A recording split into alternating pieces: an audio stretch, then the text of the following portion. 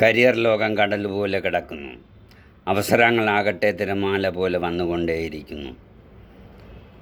അവസരങ്ങളാകുന്ന തിരമാലയിൽ നിന്ന് നമുക്ക് ഇഷ്ടപ്പെട്ട മുത്തുകൾ തപ്പിയെടുക്കുവാൻ, അതിനെ പരിപോഷിപ്പിക്കുവാൻ, അത് തിരഞ്ഞെടുക്കുവാൻ നമുക്ക് കഴിയണം. ഡോക്ടർ APJ അബ്ദുൽ കലാം പറഞ്ഞതുപോലെ, ഇത് കേൾക്കാത്തവരും ഇതിനകത്തുള്ളത് കൊണ്ടാണ്, ഇത് കാണുന്നവരുള്ളത് കൊണ്ടാണ് അത് വീണ്ടും സൂചിപ്പിക്കുന്നത്.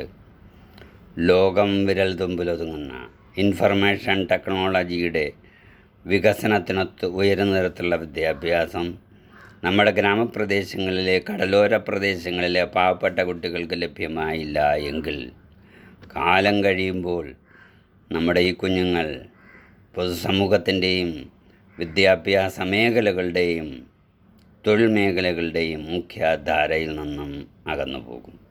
ഒന്നും കൂടെ, ലോകം വിരൽ തുമ്പിലൊതുങ്ങുന്ന ഇൻഫർമേഷൻ ടെക്നോളജിയുടെ വികസനത്തിനൊത്ത് ഉയരുന്ന തരത്തിലുള്ള വിദ്യാഭ്യാസം നമ്മുടെ ഗ്രാമപ്രദേശങ്ങളിലെ, കടലോര പ്രദേശങ്ങളിലെ പാവപ്പെട്ട കുട്ടികൾക്ക് ലഭ്യമായില്ല എങ്കിൽ കാലം കഴിയുമ്പോൾ നമ്മുടെ ഈ കുഞ്ഞുങ്ങൾ പൊതുസമൂഹത്തിൻ്റെയും വിദ്യാഭ്യാസ മേഖലകളുടെയും തൊഴിൽ മേഖലകളുടെയും മുഖ്യധാരയിൽ നിന്നും അകന്നു പോകും.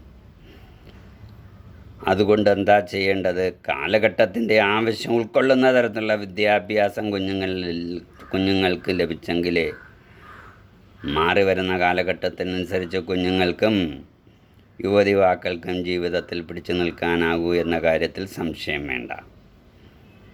പ്രത്യേകിച്ച് തൊഴിൽ രംഗം ധാരാളം വന്നുകൊണ്ടേയിരിക്കുന്നു, പലതും നമ്മൾ അറിയുന്നില്ല.